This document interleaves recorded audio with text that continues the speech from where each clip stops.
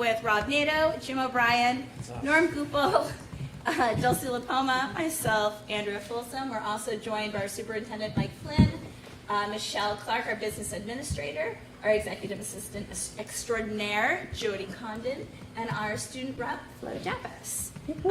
So with that, let's go ahead. We are a spicy crew. Say the Pledge of Allegiance. Pledge allegiance to the flag of the United States of America and to the republic for which it stands, one nation, under God, indivisible, with liberty and justice for all. All right, I just want to let folks know that we are going to have a little bit of an altered agenda this evening. So we're going to go through everything in the beginning until current business. We have Kate Ragluth here to give a presentation, which we will hear, and then the school board is going to need to go into a non-public session for about 15 minutes to meet with our attorney, and we do not want to make him wait for our entire meeting. So I just want to let folks know up front that we will be taking that break. After non-public, we'll come out and we will continue on with the rest of our meeting. Okay, so we have two sets of regular or of meeting minutes to approve this evening. Is there a motion to approve the school board meeting minutes from December 5th, 2023? Second. Okay, any discussion? You got it. All in favor? Aye. Motion carries. Is there a motion to approve the non-public meeting minutes from our December 5th, 2023 meeting? So moved. Second. Sorry. All right, any discussion? All in favor? Aye. None opposed. All right. We have come to our first public comment portion of the evening. As a reminder, we have 2 public comments for every meeting, one in the beginning and one towards the end. If you'd like to come up and make a comment, we ask that you keep them to about 3 minutes, and then we just need your name and address for the record. Would anyone like to come up for a public comment? No? All right. No problem. You'll have another chance at the end of the meeting. With that, we'll move on to student rep comments. Flo. Okay, so it's been an eventful couple of weeks at the high school before the holidays. So the sports teams are all starting up their seasons. I think Noah has a lot more information about this than I do because he's currently at a basketball game. But I think basketball and ice hockey have already started playing games. And then Alpine has their first race tomorrow. Nordic is until after the break, but everyone is starting practices and games and everything. The World Language Honor Society went caroling last week at some nursing homes, and we sang songs in every language we teach at the high school. So it was definitely an interesting experience for everyone, but just a very cool. We learned other languages, so that was fun.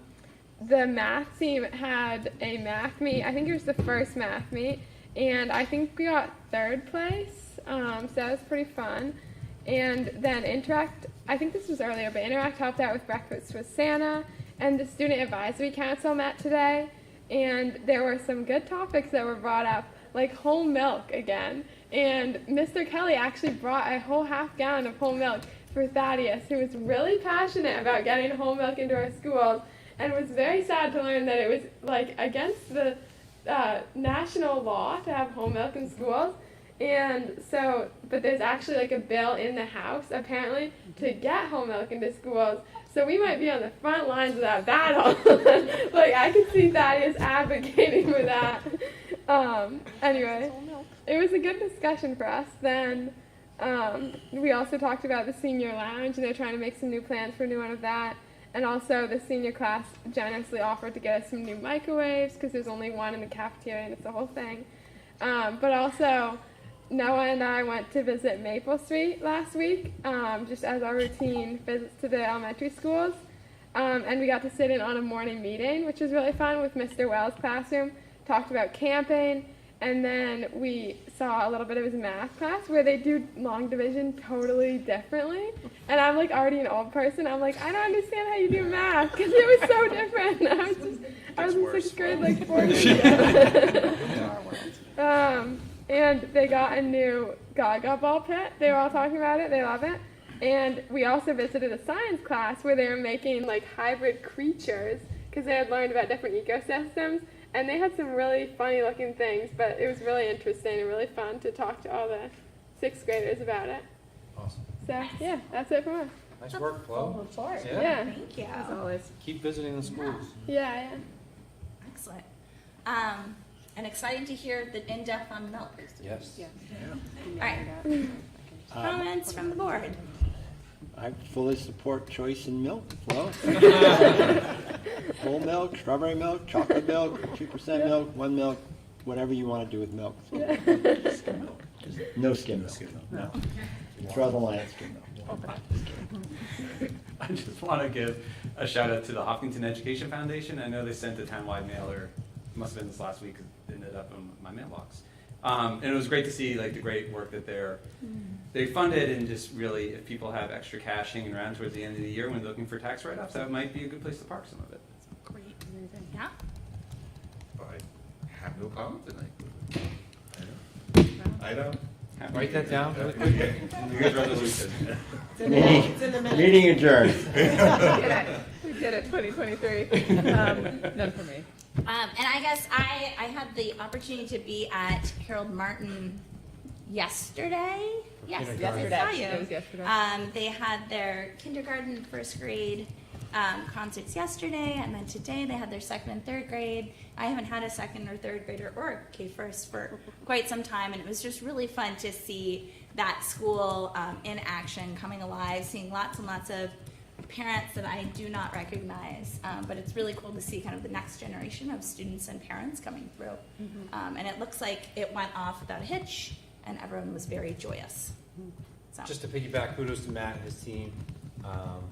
They set up that concert in about 25 minutes each day after lunch. And then today they broke it down and ran all the equipment over here. So appreciate you guys for all that. Being able to live stream, even I was live streaming during a meeting. So at one point there were 78 of us live streaming. I saw that. So it's a good thing. Can I add one more comment? Sorry. Yes. Yes, so, and then following on all of that, I would just also like to say thank you to the PTA for organizing breakfast for all of the schools today, and also just thank you broadly to all of our teachers and administrators and all of the people who work in our schools, because I think this time of year is full of energy and exhausting for everyone, and being the teachers at the front line of it all, I think is marvelous, so we all really appreciate it.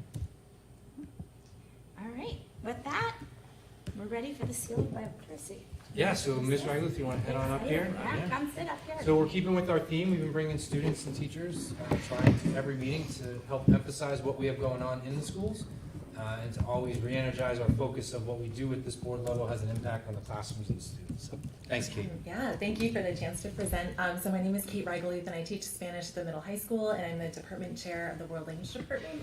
And we're really excited to share with you some really a neat opportunity for world language students that's new to our district and fairly new in the state of New Hampshire as well.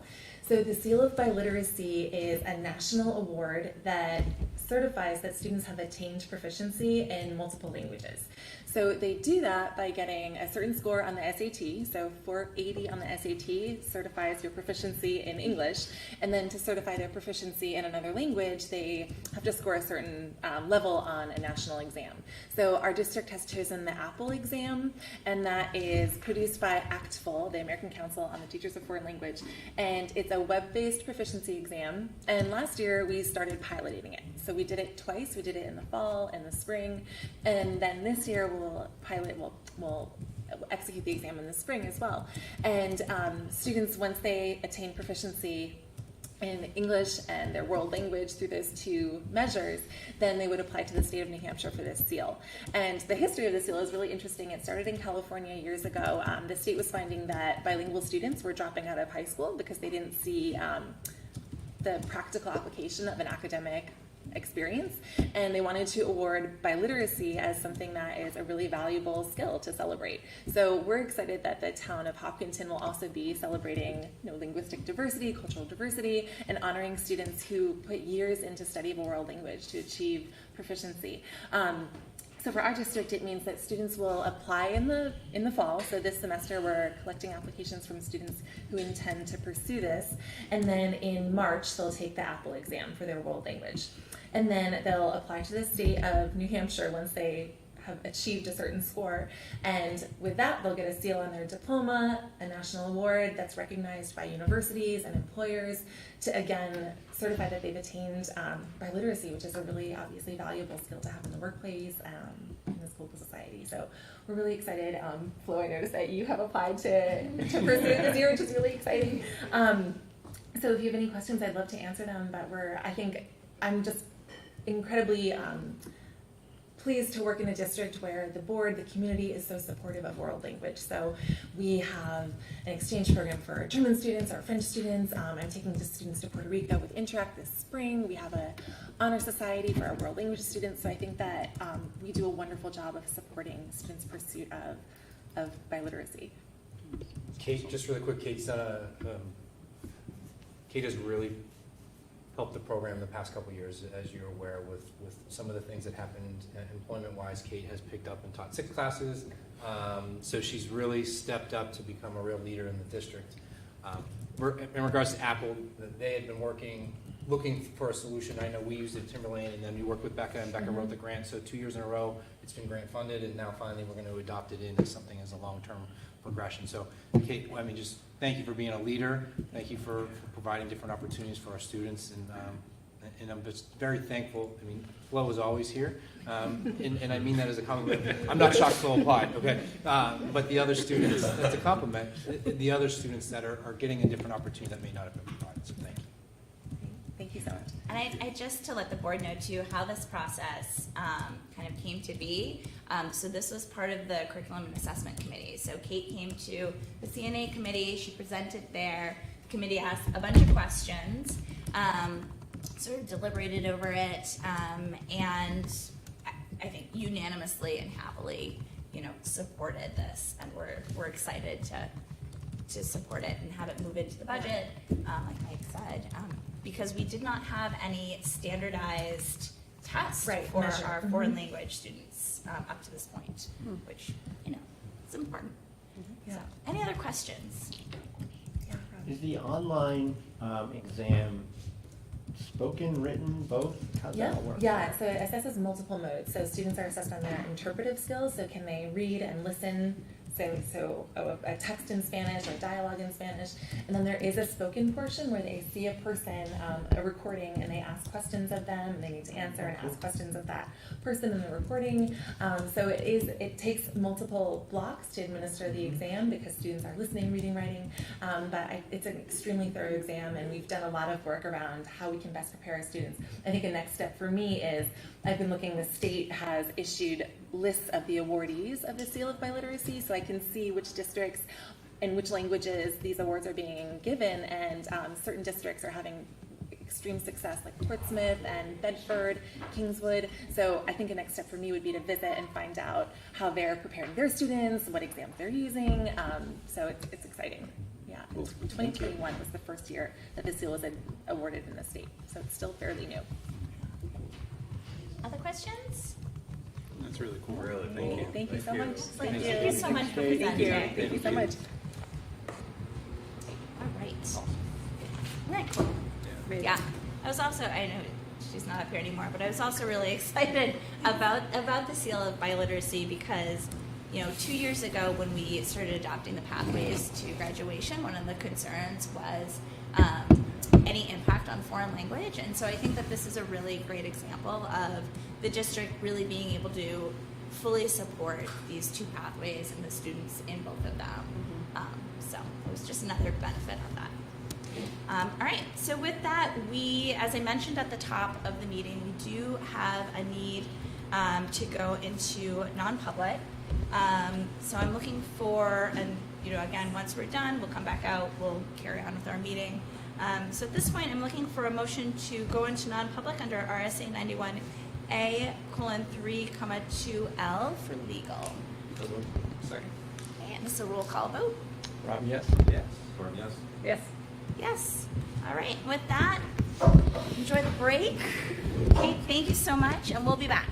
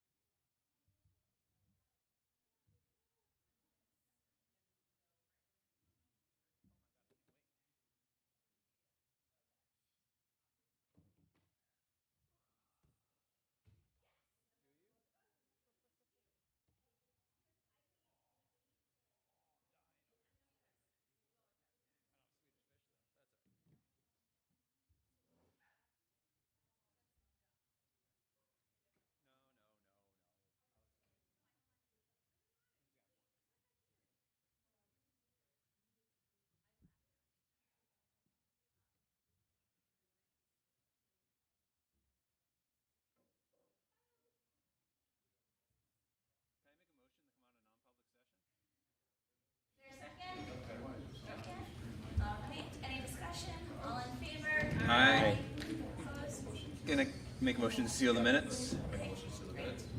Second. Third. Third. Any discussion on that? Nope. All in favor? Aye. Aye. Jeez, that is me. None opposed. All right, so we are out of our non-public and we're back in public. Thank you all. That was definitely longer than 15 minutes. I apologize, but that is life sometimes. So we're going to go ahead and continue to move around our agenda slightly, just to be mindful of everyone's time who's come. So we're going to go ahead now and hear a presentation from our Energy Management Committee. Great. And We'll make Dulcie this efficient for everyone who's here for budget talks. Is there a clicker, Matt? Do you need this? Or use this?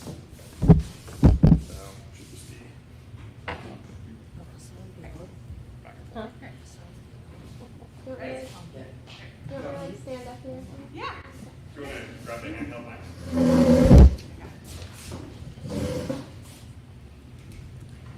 We're actually a barbershop with that. Need one more. please sing all responses. Yeah. Yeah. So we're the Energy Management Committee. We are here today to talk to you about the work that we've been doing since our last presentation last February.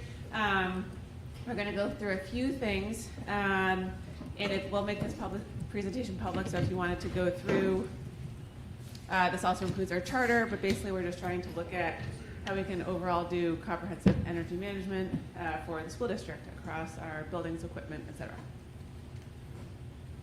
Awesome, thanks. So we're probably the committee that meets the most out of every committee. I think we've been doing 3 times a month, if not every other week. So we have a good group of committed people that are really passionate about energy and want to make a change, and really a lot of excitement. So this is what we've been through. I think our last presentation was last February. So we were all on this audit, and it almost took a whole year to kind of get to this point. So over the spring, we had Margaret from SEED. She evaluated our buildings, took over 500 infrared images per school, gave us a lot of great data. It took her a while. So we didn't actually get the reports until late August. But in between that time, we met with a couple of different vendors. One, most importantly, was Jim Lemster, the superintendent over at Lemster, talked about a solar project that they were doing, and we had some really good information there. So through the fall, we met with Margaret a couple times, got more further information. The whole audit really was the big revealer, which we'll get into in a little bit, was our building envelope and the needs for, or the opportunities for insulating a lot of our school structures. So, the energy audit wasn't just focused on just our oil and electricity and propane consumption. We just really wanted to have a more focus on where our heat loss is, where our energy loss is, so we can begin going from there. Which I just said everything on that slide without even knowing it. So, very briefly, this was a chart that was shown last year, so this is a year later. This is Harold Martin. This is all our energy sources all at once. The bottom blue is our mega BTUs for electricity. That remains kind of steady. Big black line in there is our number 2 oil for one of our heating boilers. And then we dominate our heating source there with the red, which is propane, so you can see how we trend in that. And it only trends on delivery, so you won't see very straight lines across, so that's the reason for the jagged. This kind of looks like a star constellation, I know it, but same type of thing. You can see where we want to get is probably in the 250, which is the lower level for heating oil and wood. So it's just given the multiple fuel sources there, that's why we're all over the place. Hopkinton Middle High School. This is a really good graph to see. Again, not only the black, which is the fuel oil, which we're trending down in, but our electricity is also trending down. So that's a really good thing that we're trying to accomplish at our biggest school that generates the most amount of, or uses the most amount of electricity. And that is just from, I think, we're spending a lot of time in our energy management, our building management system, just scheduling HVAC and air handling, People are turning off lights, I think, and our staff and students are just more aware of what energy that they're using. So I believe that we're continuing to trend down there. So that's where we're currently at. All right, and then we're now going to go through just some key takeaways of the energy audit by school. So I'll start with Harold Martin. No, you're starting with Harold Martin. Yeah. You're supposed to be doing the Yeah, sorry, I thought we ordered. Yeah. So at Harold Martin, this building was built in 1958 with additions in 87 and 2021. There are a few notable things that we just wanted to share with the group. The 1958 portion, which if people know the building is sort of where the art room is, that goes out towards the driveway, is uninsulated, and there is, therefore, it's sort of the primary focus for addressing heat loss and improving the building envelope. We've talked through a couple different solutions for that. That would potentially reduce the heating loads by 20 to 25%, which is a pretty significant number when you think about a ROI. And there's affiliated numbers for oil and propane use. But if you were to do that concurrently, we could also look at something like air source heat pumps, because that building, given that it's unshaded, goes through high degrees of variability, both in the summertime with high temperatures and in the wintertime when it's freezing because there's no insulation. We could also do lighting controls and look at computer plug loads. There is also obviously this very new addition, which Norm, you know a lot about, and that part of the building is really good. It's just sort of, there's just one big prong section that is tough. The roof, however, is in great shape. That's mostly from 20 and 21, which is excellent, which means that it could also be a good candidate for solar. Just some common themes at Maple Street too, and that you'll see at the middle high school is that they did roof core samples where they actually drilled through the roof and got to see how much insulation is over there. So our roofs across the district are actually really, really good, and they are very, very efficient. So as typically you would think, oh, a lot of heat's going up out of the roof. That's not the case here. I think we have, maybe that's a different slide. 40% of our heat loss from the schools through the walls. And the study revealed that we have either little or no insulation in the walls on our brick. And not to be a downer, but the most recent addition for the high school and Maple Street back in '97 has virtually no, and it's pretty much the worst when you look at energy loss. Again, building codes were different back then, and maybe energy wasn't really a thing, so that's what the common themes are. So Maple Street's a really interesting building, though, because just the way that it's set up. So just some basic run through, and I'll probably talk more about this in solar. We have probably the greatest and cheapest opportunity to insulate a lot of the walls at Maple Street. It just seems more viable, just the way that the building is configured. So we're looking for more information on that as we pursue further opportunities there. Okay, pretty similar for HMHS. It was built in 1958, additions in 1988 and 1997.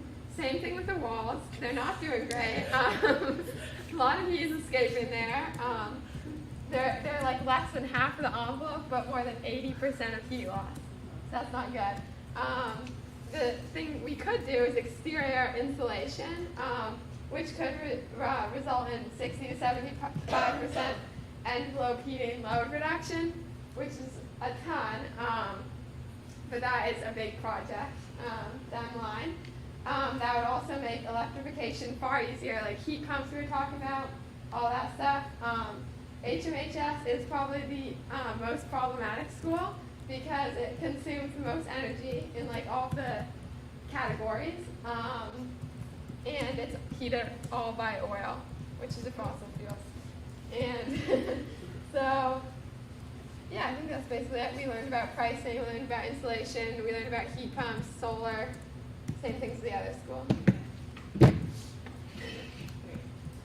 Okay, so one of the things, following up on what we all just talked about, when you think about the envelope, is that a lot of them have highly variable payback periods, where depending on the way that you're doing the work, if you're thinking about an exterior addition or otherwise, it could have a shorter or longer ROI, which I think is something that is on everyone's mind financially when they think about investing into something like this. The HMS and the Harold Martin schools sort of have the best candidates because it's one long sort of rectangular surface. We looked at a case study for our school in Hollis Brookline and sort of how they did that. So we were looking at other sort of predicate schools who have done this work and also looking at their financial investment and how long that ROI was. But this is something that we are definitely considering as we move forward. In addition to. Oh, yeah, so we're on solar. Just to piggyback off the air source heat pumps, the reason why we're just spending a little bit more time focusing on that as an option is because they have the greatest amount of value for incentives and grants that are available to, and the amount that it would take off of our fossil fuel consumption here at the schools would be far greater. So how it really would, and we just use Maple Street as an example. And again, we haven't done a whole lot more work with solar. This is off the revision data that we got last year around this time. And just to refresh everybody's memory, we have the opportunity to be, with our current consumption, electricity net zero here with just the amount of solar that would be placed upon the roof. What their model suggested that we would be at a net zero delta with if we did do solar. However, if we did insulate the walls and do air source heat pumps, obviously it is increasing our electrical load. So we'd be looking at another 64,000 kilowatts. So we would need to find another 52 watt array to compensate that. Now, the reason why that's significant is because then you have the opportunity to really offset by generation what you consume. And again, our revision walkthrough was strictly just rooftop. We haven't talked about any of our real estate or even like a solar carport. I know this is long-term away, but it almost makes like, for Maple Street alone, that's why I use an example, it's going to make a whole lot of sense in the future. And as we look towards like, how are we going to look forward in the future over the next 10 years about how we use our fuel, and how we're going to shave off those edges of risk in our consumption with pricing and just the world market. Solar and coupled with air source heat pumps really just minimizes everything, and it's really a predicted cost relative to the future. So that's where we're at. So given all of this, one of the biggest things that's recommended by basically everyone we've talked to is doing extensive cost modeling to look at what the investment would have to be, what the payback period would be. I've sort of taken a straw poll of people for what they think an appropriate payback period would be for financially minded taxpayers. But we're talking to, we're basically working on quotes now to understand what the scope and the cost of that would be so that we could actually do that. Because if we're going to propose anything, certainly to the board, in turn to taxpayers through the CIP, what have you, we would want to make sure that everyone feels really clear about how we're going to do that and what the order of operations would be. So this is something that is really important for us to do as the next step. In addition, Jim mentioned this, but there are a lot of grant opportunities that are out there right now in terms of additional funding that would not have to be Hopkinton taxpayer funded. The IRA has a clause where it has a direct payment of 30% of the project cost that goes right back to schools, so that would be incredibly helpful, especially when you look at things like air source heat pumps. There is the Renew America School Grant. It's worth noting that people on our committee have attended multiple webinars about opportunities for grants from the U.S. Department of Energy.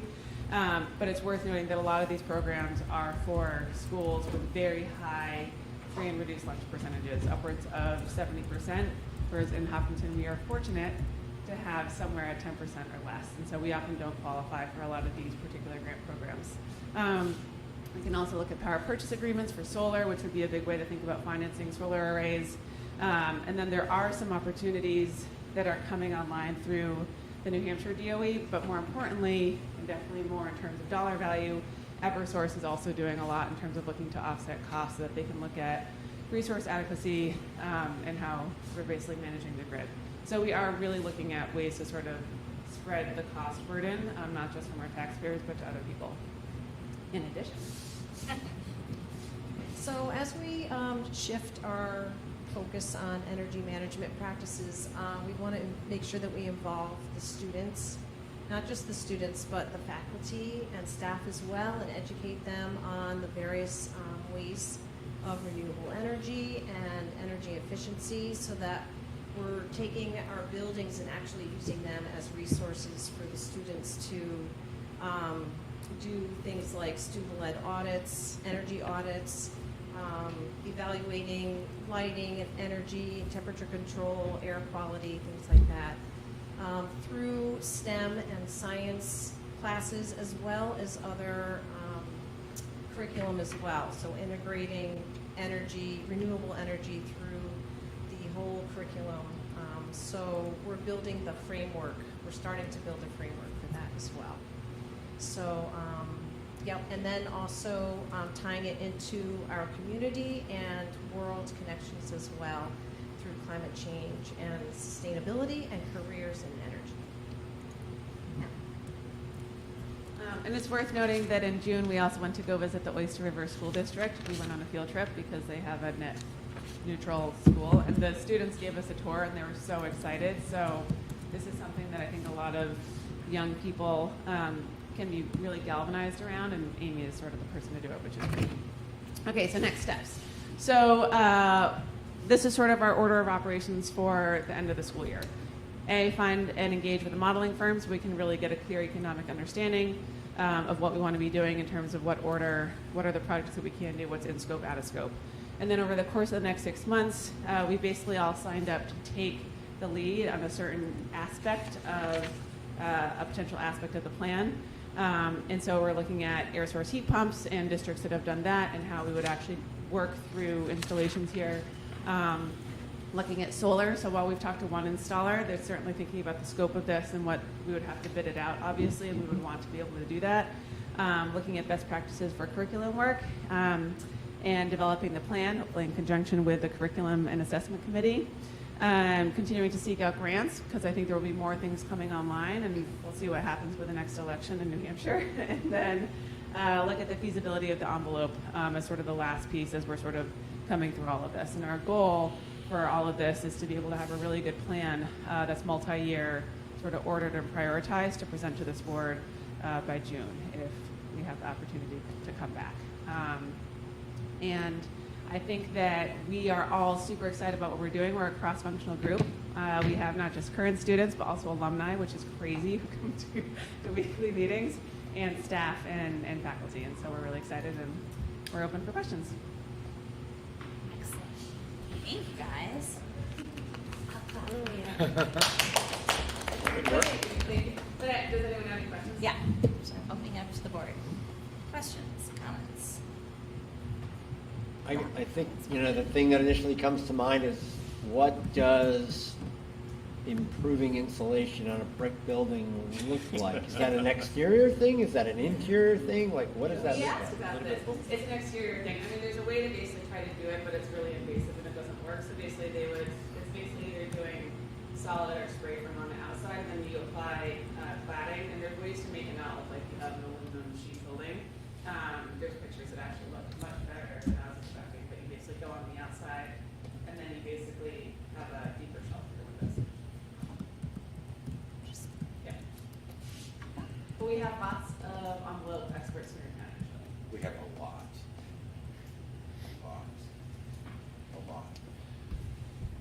Questions, thoughts? It's a lot of work. Thank you very much. So this was part of, I know that this was part of one of our board goals this year, was to look at creating a 3 to 5 year implementation plan. It seems to me, and correct me if I'm wrong, that through your research, you've discovered some next steps that we'll need to do prior to that implementation plan coming to fruition. So it will not be here by January 15th. But I'm really excited about, thank you guys. I know that this is a lot of work. I don't know as folks recognize the amount of committee work that the board does, and certainly you guys are the most active committee that we have.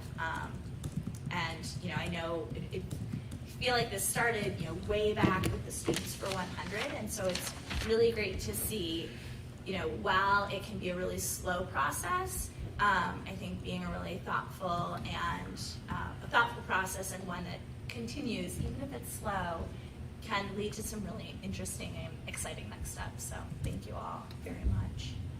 Okay. Yep. Yes. And please go home, Amy and Jim.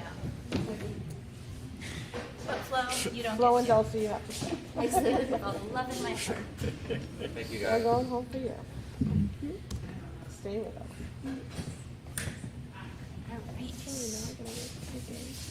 All right. Okay. Okay. So, So since we've bounced around, yep. let's quickly go over the 24-25 draft school calendar, if you don't mind. Sure. Okay. Let's go So there next. in your folder is a link to a draft of the 24-25 school year. Good news with this is it's just a draft, so you guys, honestly, there's not discussion. You can take a look and review it. HEA has it in their hands as well. They review it, they kick it around.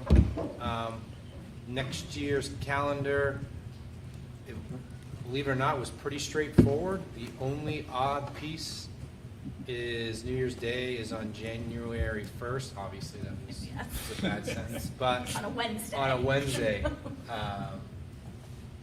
The recommendation from the state and most districts are returning to school for that Thursday and Friday.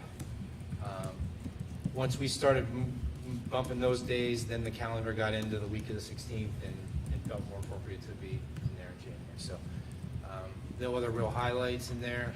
So in January, after HEA reviews it, I'll come back with any changes, and then we'll end up making a vote on next year's calendar in January. Great. All right? Thank you. Sounds good. All right, so let's go back to the beginning. Well, I'll get one other thing off of our agenda. The policy committee was unable to meet, and so we're not going to move forward any more policies this evening. We had some that we're going to be moving on to a final read, but we haven't had a chance to, as committee, meet and talk about any revisions to those, so I'm not going to move those forward.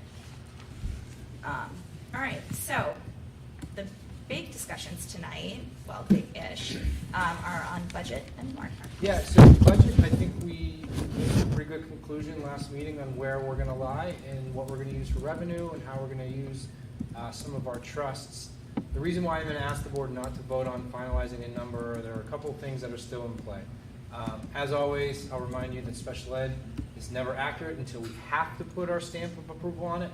So I'm gonna ask for essentially the next 3 weeks to allow that special ed number to come in rock solid on where it needs to be. The second point is the HES contract.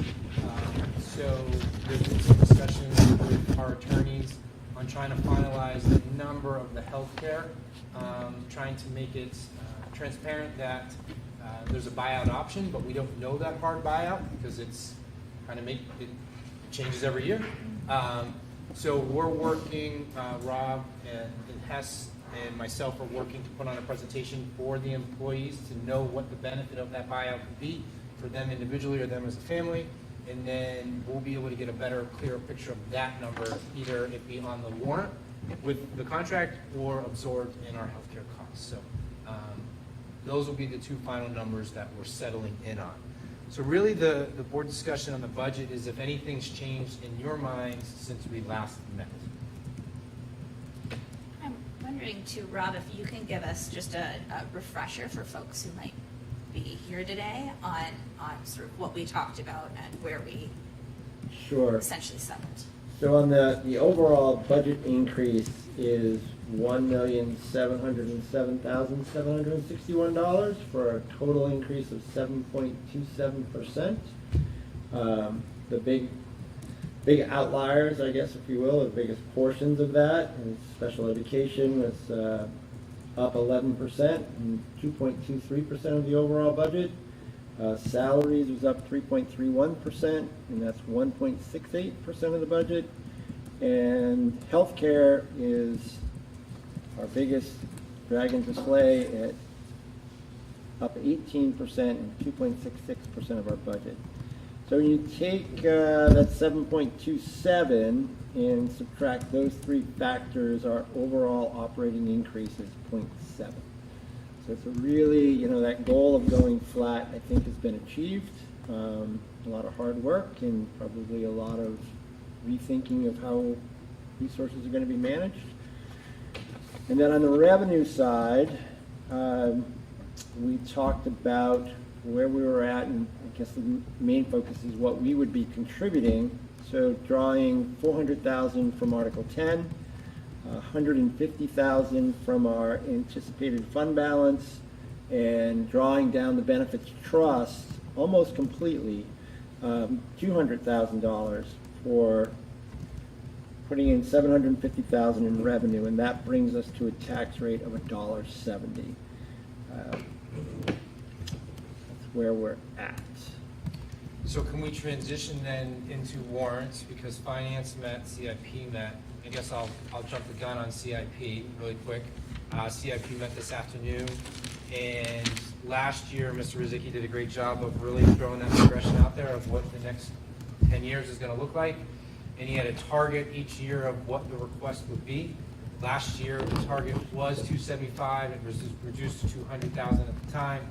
We did not then increase what we were going to request for this year. It's the same request that we were going to request last year. Does that sentence make sense? Okay.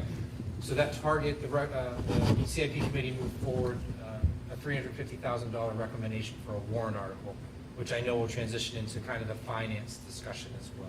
Can I walk back to the Yeah. overall budget for a minute? 'Cause I did want to talk about healthcare a little bit more, in that increase. And just, this is more historical, and I think the board knows it, but I'm not sure the public does. So there's been back and forth about teachers should be paying more and we shouldn't be paying all, and we know we did some of that in the last contract. But I did ask Michelle to give me the last, I don't know, I guess it was 7 contracts going back to 1997. And it really is, a parade of ups and downs. So back in 2000, the district contributed 100%, and everybody was on Blue Cross Blue Shield. Comp 100, it was, the days of, I don't know, bread and wine and things. And then the process began where there were more contributions being made, but there were caps where teachers would only pay so much, even if the percentage went up higher than that. And that practice sort of stayed in place until 2010. And then again, it was percentages, and then the caps began to start being removed. Around 2014-18, it was about a 92% contribution on the part of our employees. And that was where there was the last major event, I guess, when there was an uptick and contracts were renegotiated mid-year, and that's when the district began to pay 100% of benefits again, because it was cheaper than the 92% as it was. And now the tide has sort of gone the other way. So just that whole narrative of people have been on a gravy train of 100% for forever is not accurate. So when you look at the record, both sides have worked to try and make it financially feasible. So anyway, just wanted to make sure that that's out there and people understand. Happy to share that information with anybody who wants it. So back to warrants. In finance, yes. Finance. So we talked about CIP at 350 and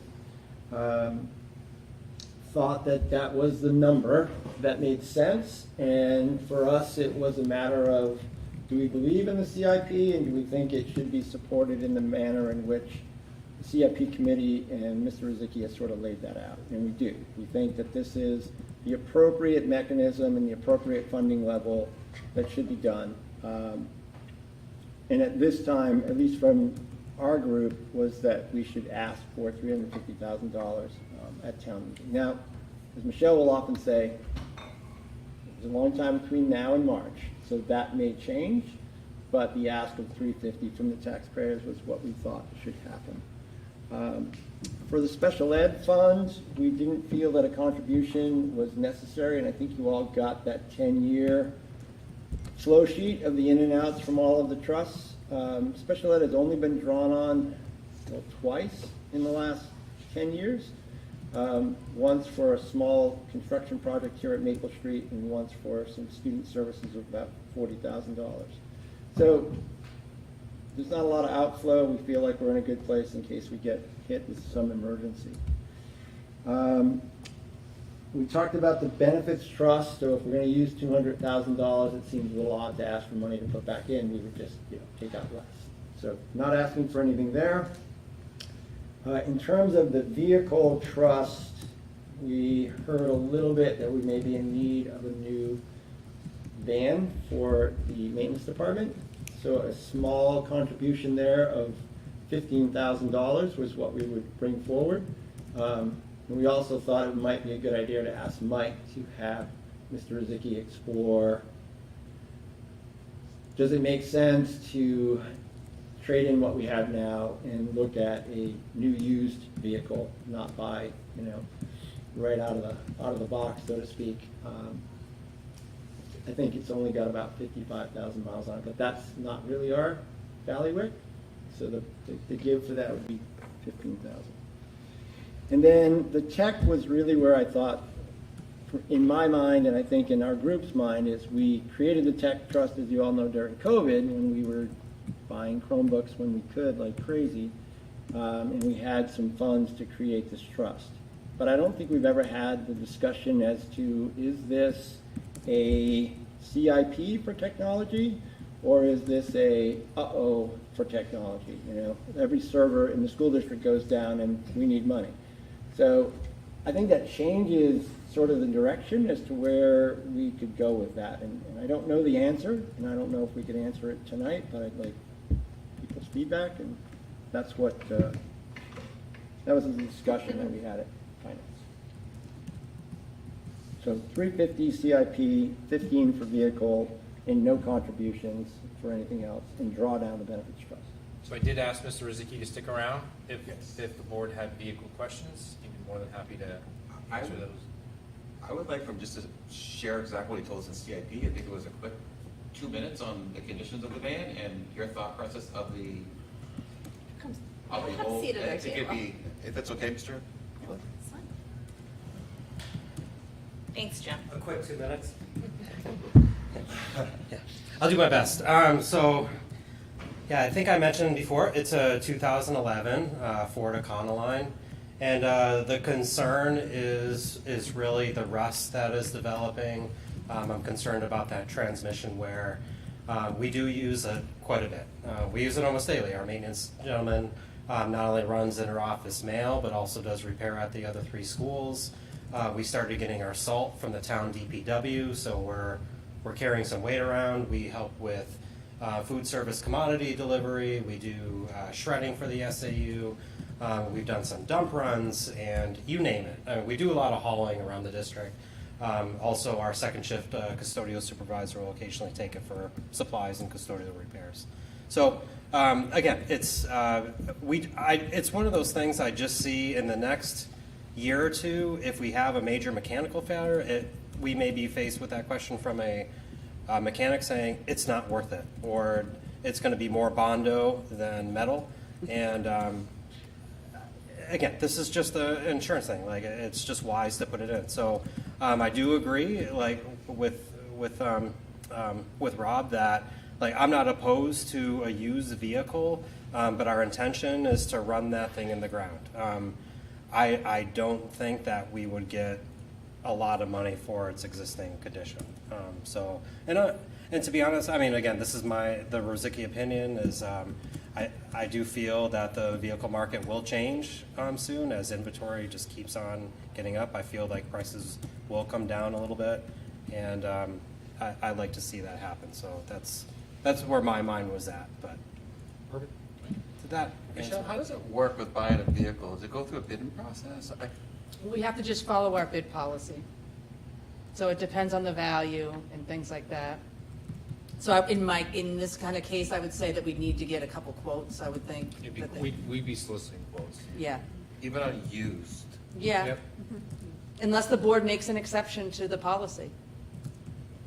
I'm just curious of how you would use negotiate bid process. But I think that. So it's a common thing. The town does it for all. Yeah. Okay. Bid for used ones. Oh, okay. That's good.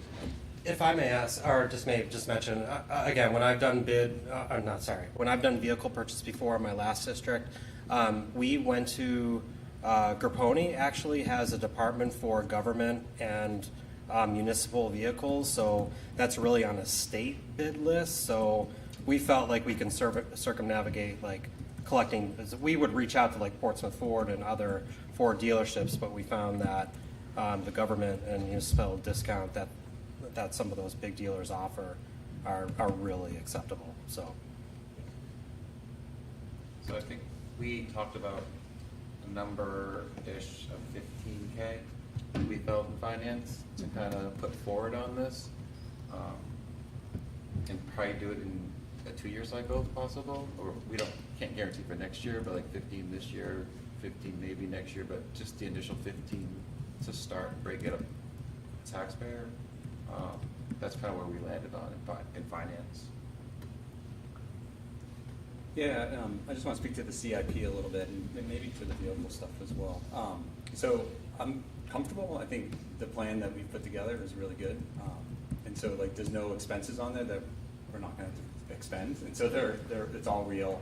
It all makes sense. And I guess I would, so I'm supportive of the 350 number going forward. I guess what I spoke about in CIP, I'm going to speak about now, is I'm not sure I'm comfortable like with the raising and appropriating in the cycle of the 350. I mean, we're already at $1.70, may go up or may go down a little bit. And I'm just looking at the financial report that Michelle has produced for us. We have a fund balance of over $500,000, and I don't know which direction that's going to go in, but my experience here is that usually doesn't disappear. It usually gets bigger. And so I guess as we think about our warrants, I think we can fund it from money that we've already raised from our taxpayers. And so I would just recommend, my recommendation would be to fund the 350 using some of the fund balance that we have. We've already committed to 150 in revenue for the operating budget, but we'll have excess. We've already raised it. Otherwise, if we put all the warrants in, we're going to be over $2 in sort of raising on our taxpayers. We've already raised this revenue; it's available to us, and these are already identified big projects that we want to get done in the CIP. So I feel like we can have our cake and almost eat it too without pushing the tax impact of the budget and warrant over $2. So that would be my recommendation. We don't have to vote on this tonight, but I think I would love the finance committee to think about that as you sort of put this together. And it could also, if we wanted to bump up to 15 a bit, we can think about how to use fund balance in a way that meets these needs without raising, again, additional revenue. We've already raised this revenue. The taxpayers have already paid for it, so it feels legitimate to use it for these purposes. I have a question for Michelle. If I read the financial correctly, the anticipated fund balance right now is a little over 500. So, and we've committed to 150, correct? So that brings us down to 350. And I guess my concern is, how do we balance, I'm with you, if we've already raised it, we put it there, but I also don't want to see us get into February and March and be back to freezing, stalling, pausing. Do we back ourselves into a corner a little bit? Can we commit to that? And how quickly, right up to school district meeting, can we make these changes? And in lieu of the budget committee also needing to say, we need to tell them distinctly how we're going to fund this, right? Right. So. Sorry, that was a lot. Yep. You could, based on the information you have today, you could come with what is said and then go through the process, and then meaning like the addition of what Jim just said, and then go through the budget committee, and the budget committee can do it as well. And then if new information comes up later on, kind of like We did it 2 years ago. yeah, we can Right. go to the budget committee and say, new information's come in, we have more, we have less, we need to make a change. And usually in the past, not so much in this kind of case, but in some other cases, like if we knew health insurance was gonna actually not go up as much, we adjusted it on the fly. So there is the ability up into, even at school district meeting. Actually, my first year here, you did it at school district meeting. Yeah, we made an amendment. So, I mean, again, we don't have to make that decision tonight, but I would just, we'll have the December numbers at our next meeting, and we'll see, how that fund balance looks. But again, we have it. So even if it wasn't the full amount, I would just encourage us to use money that we've already raised rather than spending that and then raising an additional, 350,000 plus. Is your target for this whole tax rate impact to be under $2? I don't have a target. I guess we're already at $1.70, right? And so I'm trying to not, if we have money in hand, I'm trying not to increase the tax Yeah, no, impact because of I'm this just cycle. trying to paint a picture, 170 estimated right now, and the S is probably 50 cents or something. Around there, estimated? Probably a fair, Yeah, so we're fair at estimation, 220, maybe a little on the low side. and then, just trying to compound real quickly. Get there. Yeah, and so, and again, it's, everything we want in the CIP is legitimate. I'm just No, trying to I figure out a way to agree. pay for it with that. And, I'm with you on that, where we can use some of that, but I'm also, we're gonna have a surplus no matter what. And we are taking a big amount of money out of Article 10, significant on 400,000. So I guess it's just a matter of what happens in the next couple months. If it gets bigger, address it. Yes, I would love to move forward with the raise and appropriate language being the understanding, but knowing that if we are able to have a fund balance, that we would seek to reduce the Yeah. tax rate in whatever way that we can. I'm totally comfortable doing that. But I think it's really important to have when I think about, and I'll touch on the other trust, I think it's really important to think about putting money towards that, and I think in whatever way that we can offset that through fund balance, even though we're trying to shrink fund balance long term, but in the case of this year, this one moment in time, I think that's totally appropriate. Or I think an important note for everyone is that for the special education trust, which I think that I've asked about a bunch because I struggle with that one, I do think it's important, the data changes with special education so frequently, and one student is like $250,000, and so I think that this board's approach for that is that it is a rainy day fund where if someone moved in, we didn't have the surplus money in the budget, that is what that's for. It's not for proactive budgeting, which I think is important for everyone to be aware of. But isn't the article? Yeah, but did you have other stuff to say about? No, you CIP? captured it, really, the idea of, even when we began really revamping the whole CIP, the dialogue has always been having the community understand that this is the amount that it costs. But similarly, if we can put in money that we've already raised, I guess we would have to look, either have the warrant say that we would raise and appropriate it, with the understanding that we could change it to money that has already been raised. I know that in years past, it's gotten a little murkier when we've tried to put the fund balance for the warrant, so to speak, mixing my metaphors, to say that we can. Oh, no. No, we changed it on the floor. See what Yeah. Jim did it on the floor the Yes. first year. And we did it last year too, I think. Yeah. I mean, both, we've had all sorts of votes where we Right. just use the fund balance to, Yeah. and then it says, use the fund balance, no effect on the tax rate. I was conflating two things.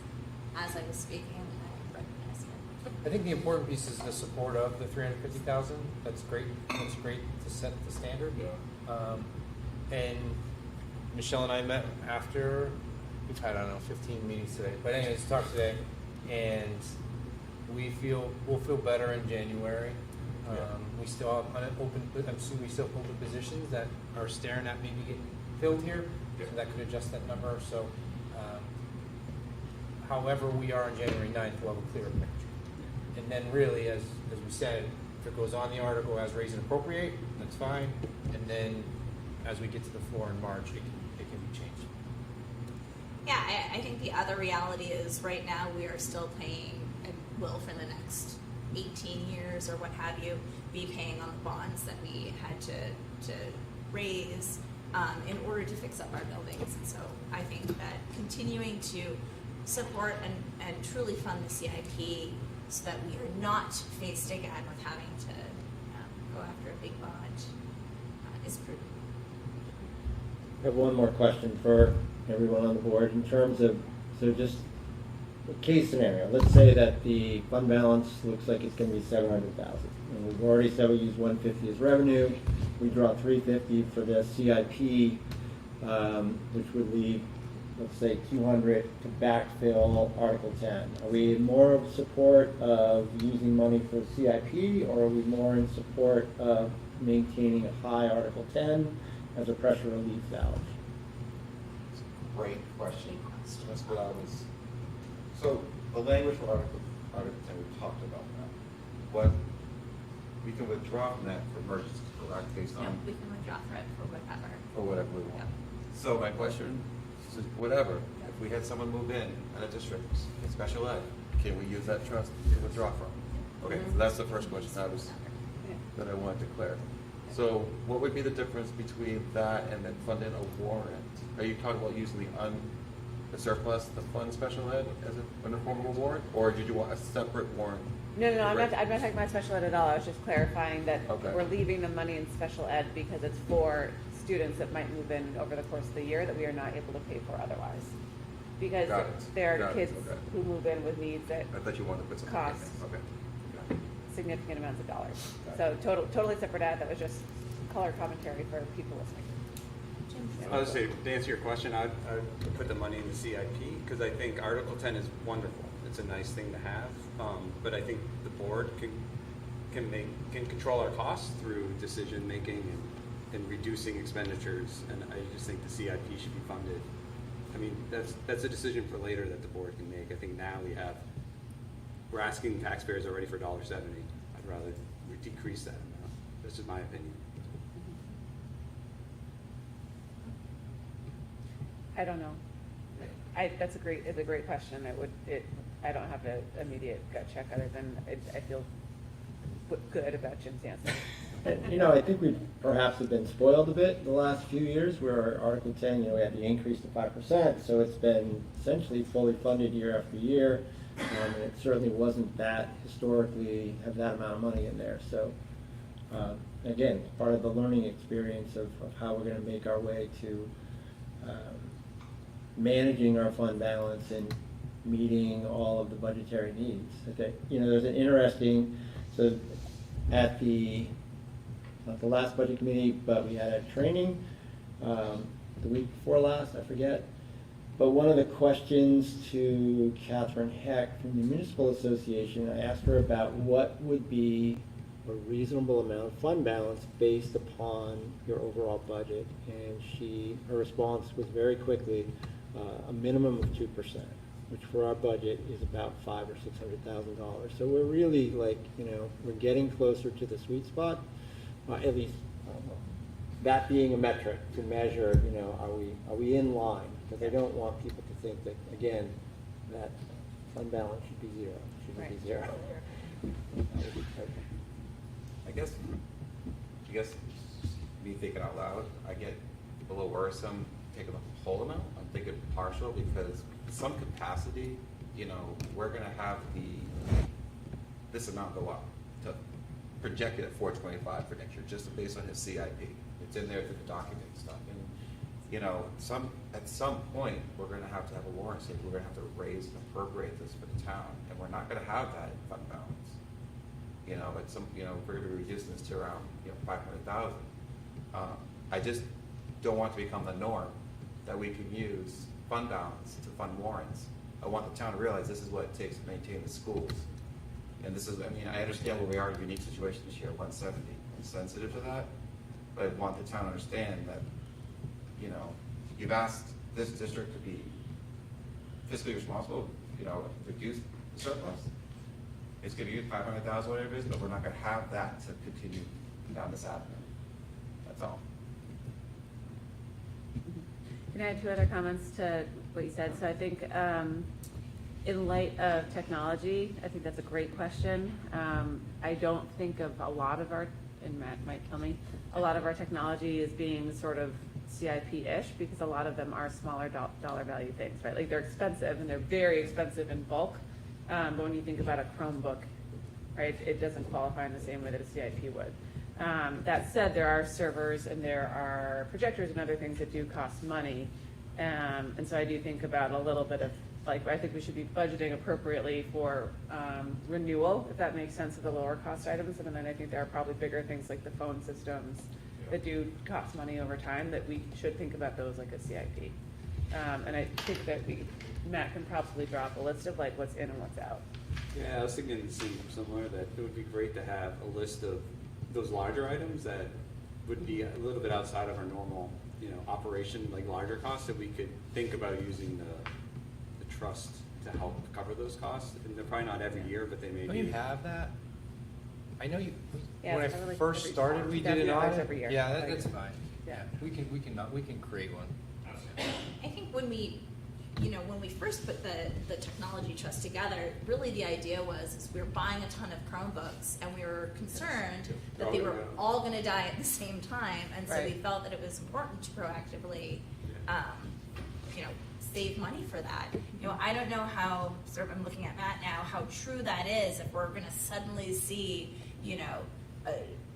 half of all of our Chromebooks, go out on the same year, or if that was sort of more of a heat of the moment. So and it's I would say let us add that to that document we can create of, if 200 are gonna die this year, 200 are gonna die, so.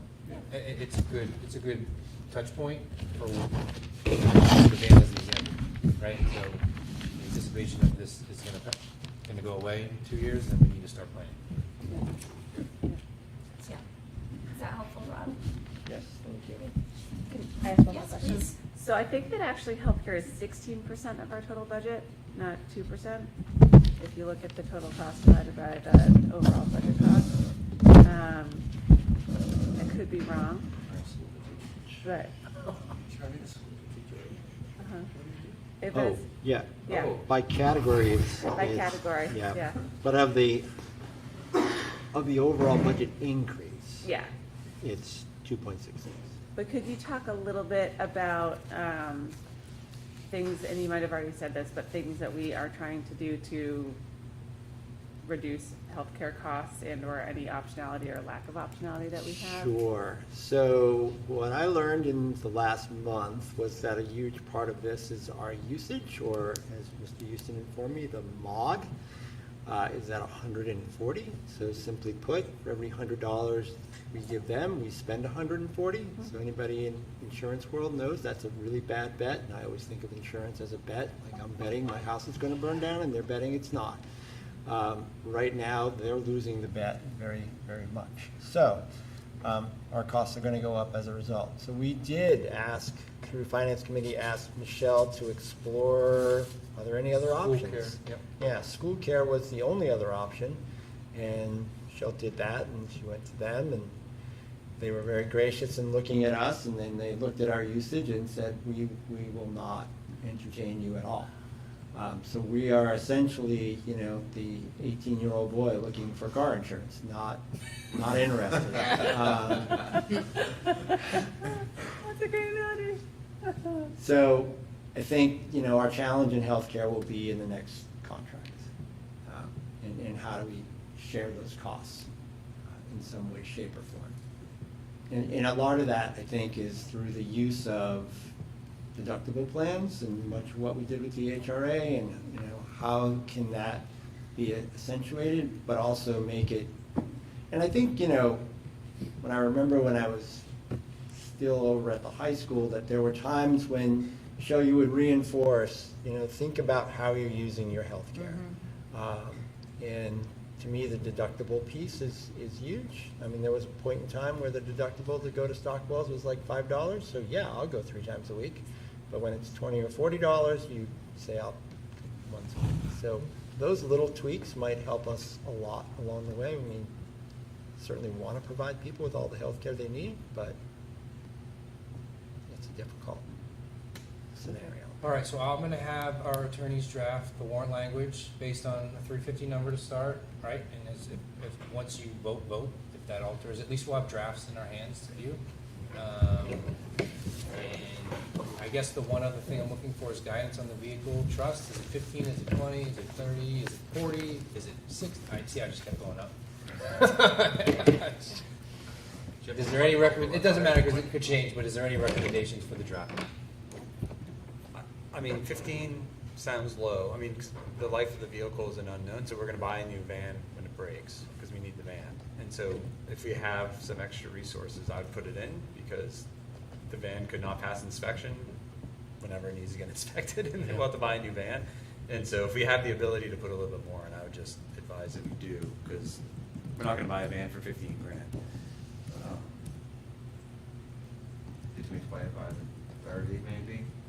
Yeah, and I guess the only other part, I guess I would say is, like, if it breaks and we have to buy a new van, it's gonna have to come from somewhere, and right? So if it's not gonna come from our trust, then we're gonna pull it out of operations, which may be reduction somewhere else. So it just, So the reason, I think I would, Michelle, you might hate me for this.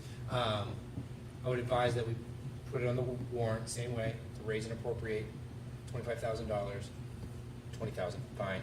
And when we get to the floor, see where we are, and if we need to make an adjustment. There's currently $6,800 in that trust. Maybe I'll get a van. Yeah, I'm fine with 25 if the board's fine with it. I mean, From high again, school kids. we're gonna get feedback from the budget committee on all of this, you know, how we take the money, surplus and all that, and how we apply it. I mean, it's 10 grand more than what we suggested in finance, but we could see, 20, going once. I did 25. We're gonna start at 20, I'm gonna draft it, and then you guys will vote on it in January. All right? But why are we going for more than what finance committee recommended?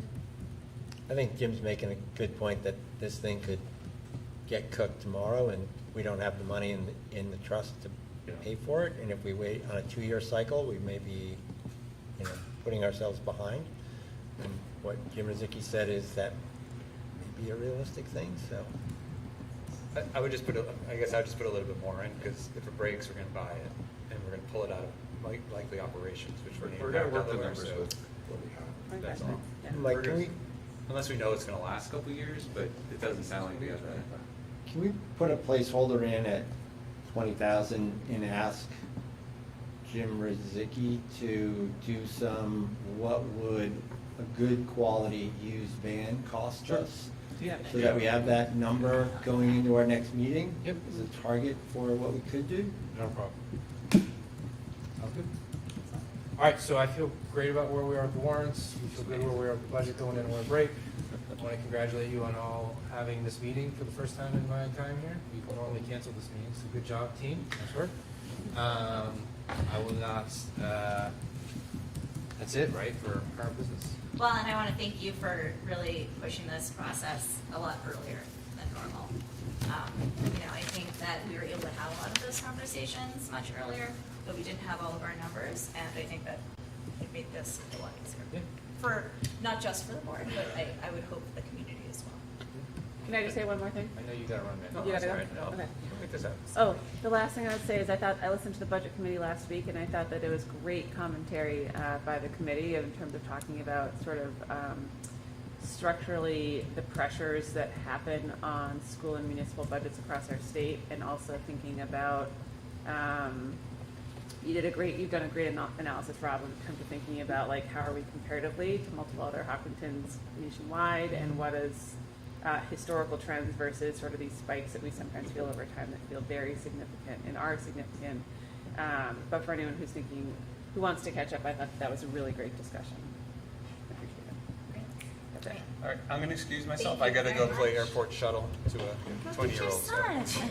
thank you. Thank Enjoy. you. Thanks, Rob. Bye. Thank you. A Thanks good for holiday, members of the Jeff. budget committee for comments tonight. Everyone else has to stay. Can't go yet. Sorry, folks. All right, moving on to consent.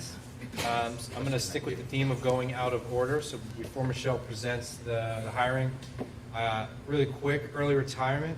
Teachers had to put in by November 15th whether they were going to move forward with early retirement. Remember, I've been arguing this over a couple of years. It's weird. They can withdraw their request all the way up to March 15th, which is past the district meeting and the setting of the budget.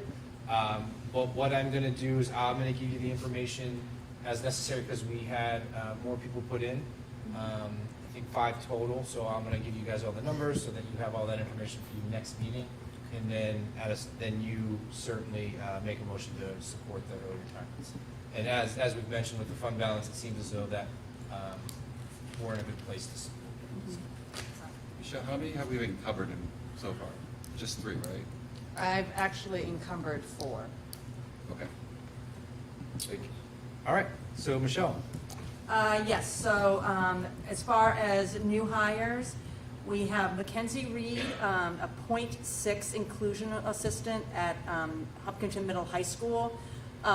This is a unique way of trying to fill a full-time position. This individual can't do every single day. So those that are listening out there, we are still looking for a food service person, 5.5 hours a day at Harold Martin. Would love the opportunity even for that kind. If you can't do every day of the week, if you're interested, please let us know. Another one is Brianna Knoll, is a sub bus monitor that we would need. So those 2 are the ones for that.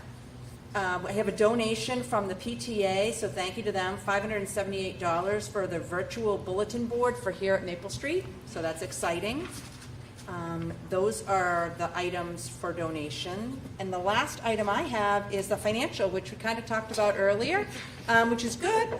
Just to reiterate, we're a little over $500,000 that we're expected at this time. On the food service side, we are actually trending more. Last month, we trended at about a $5,000 deficit. This month, we're trending about a $3,000 deficit. So still within that good range.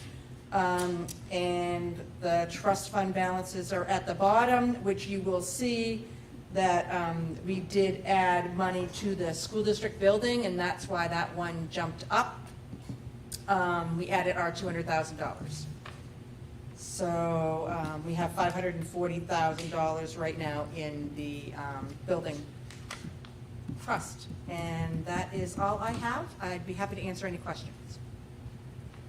I only have one question, Michelle. I think I know it, but you just have to remind me again. So total income under food service is revenue from students and families? Students and state. Students and state.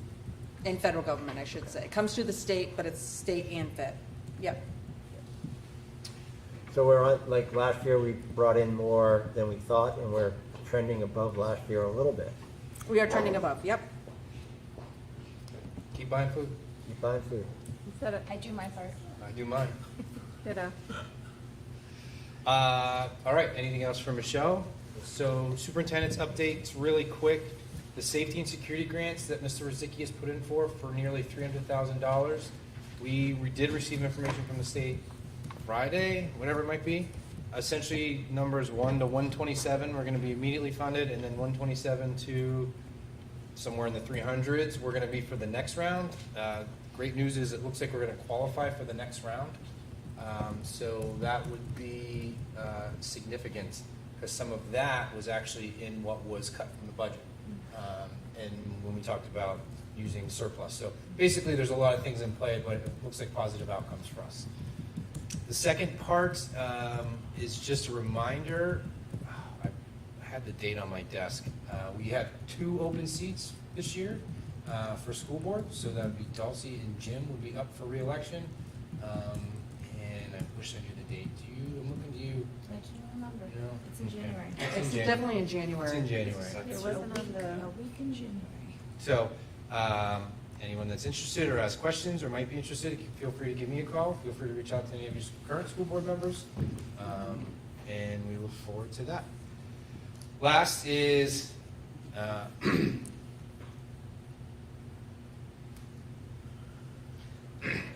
been a hard week for me. And community's been nothing but rallying around me. And I said I was going to hold it together. Not just the people here at this table, but in the buildings. It's been great. Thank you. I don't want to get too far in the weeds, but I felt the love and I felt the support. And me and my family appreciate it. Sorry. All right, with that, I would ask you to accept the consent agenda as presented. I'll make a motion. Second. I got tears in my eyes. Yeah. Whoa, on a good note. So I've Well, heard I'll of. make a motion that we approve the consent agenda as presented. I second. Okay, great. Any discussion? No. All right, all in favor? Aye. And opposed? We love you, Mike. We love it. Okay, now we're gonna talk about committee updates. You can just, you can. Just gonna keep rolling through. Yeah. So, the policy, December has been a tricky month for a lot of people. And so, unfortunately, the policy committee and the curriculum assessment committee, for a variety of reasons, personal reasons, were not able to meet. So, we have no updates, but we hope to have a quorum of folks able to get back in January, and we will soldier on. That'd be great. Finance, we sort of talked about. Finance, If there's we did, I think the one other thing that happened in finance is actually just a meeting, but it's related to finance. So we had talked about, are we capturing the most amount of interest or investment from what we have sitting around as we wait to spend it? So we had a meeting this afternoon with our treasurer to review our policies, and he and Michelle will be working together to look at what changes we might be able to make with, I gotta get my dollar out because I can't remember its actual name, the New Hampshire something. Deposit investment pool. Yeah, he said it, she said the line, so PDEP. So that work probably with budget and all the rest of it comes through in March. We'll have some recommendations for potential changes to where our money sits. Yeah. And then, I guess the budget committee update, the town presented their budget at the last meeting, and they're coming in at about 96 cents, I believe. There was a good conversation, as Dulcie said at the end of the meeting. There was a fairly robust discussion about taxation in general and how we all think about it. I think it's important because I'm representing the board that you all know, relative to my comments and where I'd like to go with it, is I tire of the language or the narrative around the number is too big without really defining what that means. And for me, the only meaningful way that I know if a number is too big is if I know how much money you make and what your effective tax rate is. So I did a lot of work on my own to see where that sat over the last 15 or so years. And whether you look at a non-taxable income or gross income, I was right around 6%. And then, as I said, the audacity of retiring, that popped up about 1.5% after that. And on gross or on taxable income, it was around 7%, and then went up to about 9%. So I think that people, I think it was a positive response to that. So my econ teacher's hat is sort of driving. I've got visions of a Hopkinton tax project in my head so that the community as a large can really sort of have some definitive way to think about how we're spending our money, not just on the schools, but on the community at large. And what, so for me, 9 cents of every dollar I make goes to support this community, and that is worth its weight in gold for me. So when I think of it that way, I come to grips with it and I say, that number is not too large for me personally. And as we talked about, the regressive nature of property taxes, that's really what we need to figure out. But until we have good data across the town, we don't really know. So that's sort of a personal project that is somewhat related to school board, somewhat related to my role in the budget committee. But we'll be working on it. Excellent. CIP, do you have any more for CIP? No, we made the recommendation, we're good. Safety, all right. Great. Any other committee I've missed? We have a lot of committees. No? All right, with that, we've come to our second public comment portion of the evening. Again, I'll open it up for public comment. If you just come up, keep it to 3 minutes, please, and use your name and address. Any public comments? I can look at everyone. This is great. No? Wonderful. All right. So I'll go ahead and close public comment. And any other business, old business, anything else from the board this evening? Yes. Okay. I want to wish you all happy holidays, and I'll see you guys in 2024. That's right. All right, so you guys enjoy yourselves, enjoy your time with your families, and have fun. Love you all. Anything else? So serious. No, that's great. It was business. I was something. We'll keep this posted on Whole Milk. Oh, yeah, will do. No, that was. Hey, I didn't have opening comments, so this was my opening. All right. Closing All comment. right, with that, we are going to go ahead and adjourn this meeting, last of 2023.